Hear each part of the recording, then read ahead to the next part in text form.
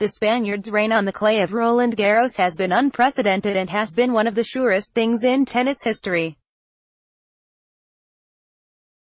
It continued on Sunday with Nadal's straight-sets victory over Dominic Thiem that gave him his 11th French Open title, good for the most at a single major in the Open era, and tying Margaret Court for the most in tennis history. More, Nadal dominates Thiem in 2018 French Open. To put in context just how preposterous a stat 11 titles at one Grand Slam is, Roger Federer and Pete Sampras are the next closest with 8 and 7 victories respectively, at Wimbledon. Those two players have the most, Federer, 20, and third most, Sampras, 14, Grand Slams titles in the history of men's tennis. Nadal has now upped his total to 17 with his latest trophy. Not only did Nadal's win pull him another title closer to Federer's all-time slam record, but it also tied him for the most finals appearances, 11, at one major, with all of Federer's coming at Wimbledon.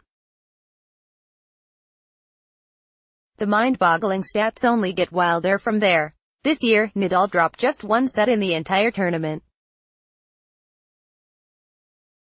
That's the 6th time in the 14 French Opens he's played that he's lost one or fewer sets. He also lost just one in 2007 and 2012. On 3 occasions Nadal won Roland Garros without losing a set: 2008, 2010, 2017, becoming the third man in the Open era after Elina Stace and Bjorn Borg to do so.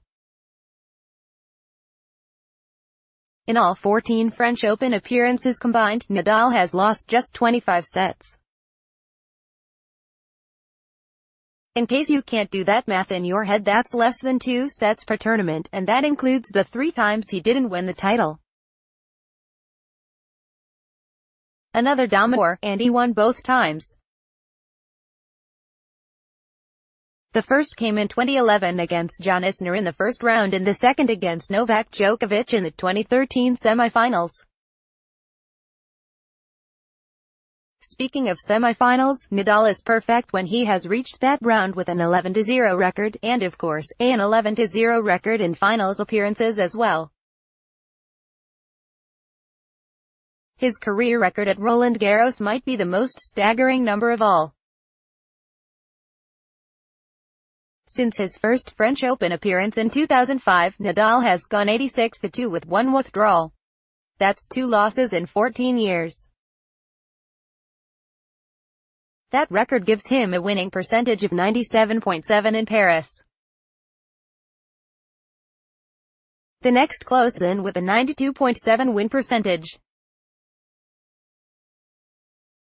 More, Nadal reflects on the eventual end of his career. Nadal's absurd level of success at Roland Garros is a microcosm of his sheer dominance on clay in general.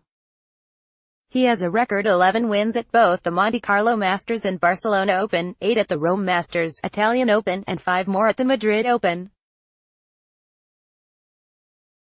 In his entire career on clay, Nadal has a 415-36 record, giving him a winning percentage of 92.0, the best of any player on any surface in men's tennis history.